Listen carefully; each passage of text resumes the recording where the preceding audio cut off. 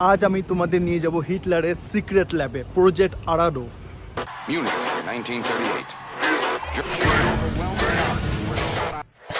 আদৌ সেটা চিকিৎসা হতো না হিউম্যান এক্সপেরিমেন্ট হতো সেটা রহস্য। যদি এই ফ্লাইটটা রেডি করতে পারতো তাহলে এর স্পিড হতো 1000 কিলোমিটার, আর এর উদ্দেশ্য হতো একটা আমেরিকাকে অ্যাটাক করা, সম্ভবত নিউক্লিয়ার অ্যাটাক। 27 মিটার গভীরে যাচ্ছে, টানেলের গভীর। তো হিটলার পোল্যান্ডে অনেক এক্সপেরিমেন্ট করতো, ঠিক আছে। তো এখানে একটা ফেমাস ওর হিটলারের ল্যাব আছে। তো সেই ল্যাবের মধ্যে ও বিভিন্ন ধরনের এক্সপেরিমেন্ট করতো, আর বিভিন্ন ধরনের ওয়েপেন্স, তারপর হচ্ছে ফাইটার জেট, এই ল্যাবের মধ্যে সেগুলো বানানো হতো। তো সেই ল্যাবটা এখনও এখানে আছে। এটা হচ্ছে আন্ডারগ্রাউন্ড টানেলের মধ্যে, এখানে 1 কিলোমিটার টানেল। সেই টানেলের মধ্যে বিভিন্ন সেক্টর আছে, ওই প্রত্যেকটা সেক্টর আলাদা আলাদা সেক্টর আছে, ওই সেক্টরের মধ্যে বিভিন্ন ধরনের এক্সপেরিমেন্ট করা হতো। তো আজকের ডেটেও সেই যে যত ওয়েপেন্সগুলো ছিল সেকেন্ড ওয়ার্ল্ড ওয়ারে, এগুলো এখনও আছে। পুরো টানেলটা হচ্ছে আন্ডারগ্রাউন্ড। এই যে আমাদের ট্যুর গাইড চলে এসেছে, আমরা যাচ্ছি ভেতরে। ইংলিশ? হ্যাঁ, ওকে, অলরাইট। ওকে, তো আমি একটা ইংলিশ নোট পেয়ে গেছি।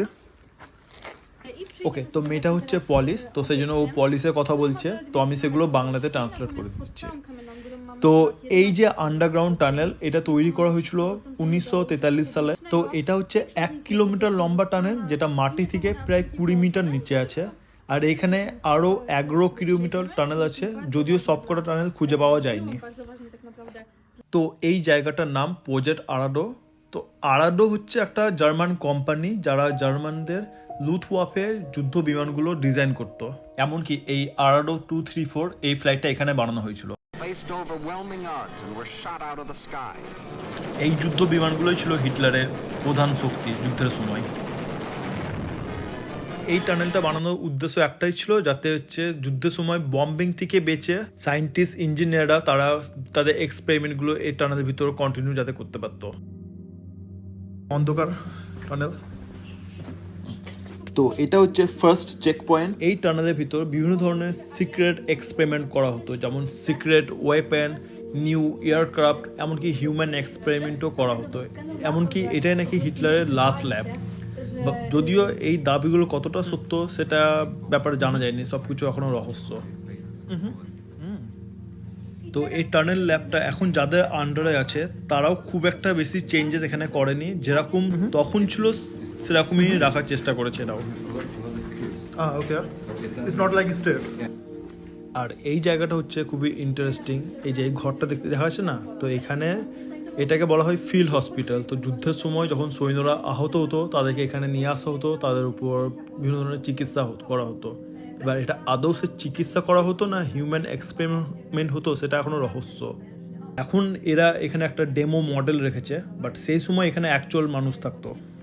তো এবার আমরা টানেলে আরও ভেতরে যাচ্ছি, আর এখানে লাইট খুবই কম। আর সেই সময়ও জার্মানরা এখানে খুবই কম লাইট ইউজ করতো যাতে জায়গাটাকে ডার্ক রাখা যায়। Why didn't they add any extra lights here? Yeah, light. তো এটা হচ্ছে সেই কমিউনিকেশন রুম। দ্বিতীয় বিশ্বযুদ্ধের সময় কমিউনিকেশন করাটা যত গুরুত্বপূর্ণ ছিল সেরকমই খুবই কঠিন ছিল।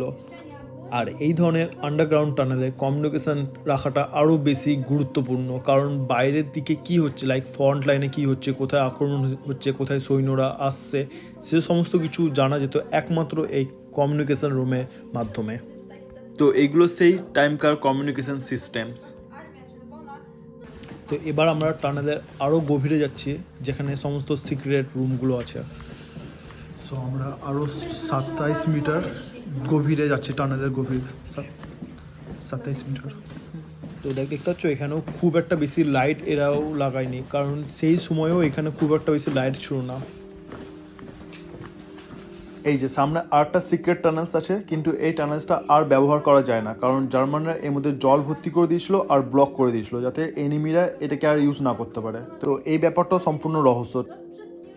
এরপরে আমরা পৌঁছে গেলাম মেইন কন্ট্রোল চেক পয়েন্টে। সাপোজ কেউ যদি টানেলের ভেতরে চলেও আসতো, তো এই পয়েন্ট থেকে আর আগে কেউ যেতে পারতো না। তো এই জায়গাটা খুবই সিকিউর ছিল আর খুবই ইম্পর্টেন্ট পয়েন্ট ছিল, সেই জন্য এখানে পুরো বাংকার বানানো হয়েছে। তো এই টানেলটা না পুরোপুরি কমপ্লিট করা যায়নি, যেটা বলেছিলাম 1943 সালে এই টানেলটা বানানো হয়। তো সেটা প্রায় দ্বিতীয় বিশ্বযুদ্ধের প্রায় শেষের দিকে।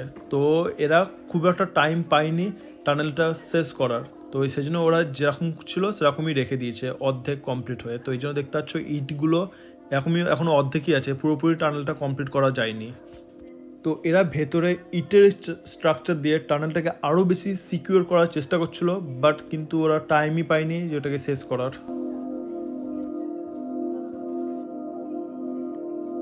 এই সেই আরাডো E555 প্লেন, যেটা আরাডো কোম্পানি হিটলারের জন্য বানাচ্ছিল।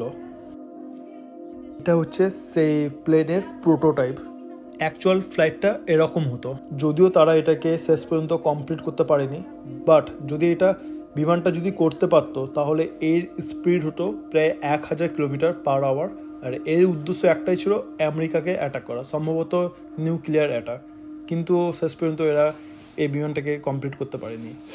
মেইন দুটো কারণের জন্য। একটা হচ্ছে এরা অলরেডি লেট হয়ে গিয়েছিল, কারণ তখন দ্বিতীয় বিশ্বযুদ্ধ প্রায় শেষের দিকে, আর হিটলার এই প্রজেক্টে আর বেশি ইন্টারেস্ট দেখায়নি। আর এই যে এইগুলো হচ্ছে সেই আর্টিলারি সেল, মানে তোপের গোলা, যেগুলো ব্যবহার হতো সেই সময় যুদ্ধের সময়। তো এই আর্টিলারি সেলগুলো এখানেই বানানো হচ্ছিল এই ল্যাবে। আর এই যে এইগুলো হচ্ছে সেই দ্বিতীয় বিশ্বযুদ্ধের পিস্তল যেগুলো ব্যবহার হতো। তো এর মধ্যে এই পিস্তলগুলো হচ্ছে রাশিয়ান পিস্তলস, আর এইগুলো হচ্ছে জার্মান পিস্তলস। রাশিয়ান, এটা হচ্ছে রাশিয়ান, এটা হচ্ছে German. And these are mines behind you. Landmines. হ্যাঁ, ইয়েস। আর এইগুলো সেই ল্যান্ড মাইন্স যেগুলো তোমার ট্যাঙ্কারসকে উড়ানোর জন্য, ব্লাস্ট করার জন্য ইউজ করা হতো। তো এই ল্যান্ড মাইন্সগুলো খুবই গুরুত্বপূর্ণ ছিল। আর এই যে এগুলো হচ্ছে সেই ছোট ছোট লঞ্চার। তো এখানে আমাদের গাইড আমাদেরকে দেখানোর চেষ্টা করলো কিভাবে এই লঞ্চারগুলো ইউজ করা হতো।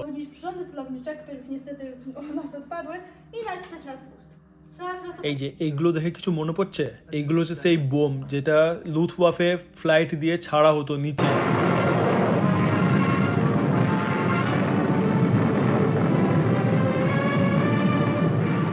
These first 5 days changed the history of the air war. But it These are also grenades, right? Because Russians they wanted to destroy it, but they how to say they did a big pile of weapons and they tried to destroy it with explosives and some of weapons, you know. They spread it Yeah. everywhere. Okay. তো এই টানেলের ভিতর জার্মানরা একটা ছোট mine রেলওয়েও বানিয়েছিল, যেটা আমি বললাম এটা 11 কিলোমিটার একটা টানেল। তো ওই কমিউনিকেশনের জন্য রেলওয়ে ট্র্যাকও এরাও বানিয়েছিল ছোট, যদিও পরবর্তীকালে সেটা খুলে দেওয়া হয়। এই যে সামনে দেখা যাচ্ছে সেই ট্রাকের একটা অংশ। আর এই ট্রাকটা বানানোর জন্য ওয়ার্কার্স থেকে প্রচুর পরিশ্রম করাতো, এমনকি 1 মাসের বেশি কোনো ওয়ার্কার্স এখানে বেঁচে থাকতে পারতো না। প্রায় প্রত্যেক দিন এখানে কোনো না কোনো ওয়ার্কার্স মারা যেত। এর ভেতরে আর পাবলিক অ্যাক্সেস অ্যালাউ নেই, তো এখানে মিলিটারি পারপাসের জন্য। তো এখানে আমাদেরকে কিছুক্ষণের জন্য মিনিট অফ সাইলেন্স পালন করতে বলেছিল, কারণ যে ওয়ার্কার্সরা মারা গেছিল তাদের উদ্দেশ্যে এটা।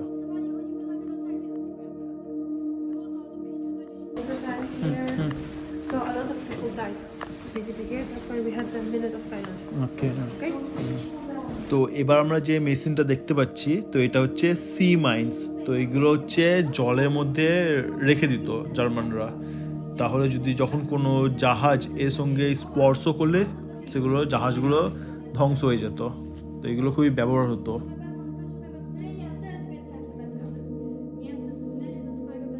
তো এই টানেলের ভিতর যে ম্যানুফ্যাকচারিং সেক্টর, যে ম্যানুফ্যাকচারিং রুমগুলো আছে, সেগুলো হচ্ছে সাধারণ পাবলিকদের জন্য অ্যালাউ নেই। তো এই জন্য এই ওয়েপন্সগুলো বাইরে রেখেছে এক্সিবিশনের জন্য টানেলের মধ্যে।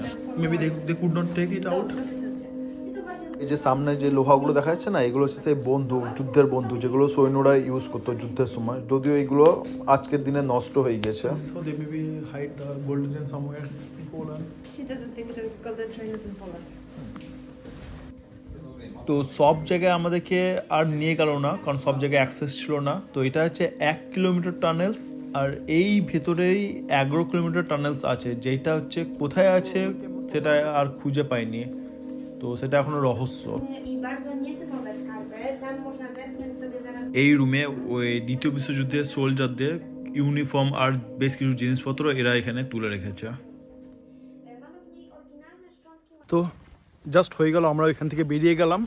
ভেতরে প্রচণ্ড অন্ধকার ছিল, খুব একটা ক্যামেরাতে দেখা গেল না।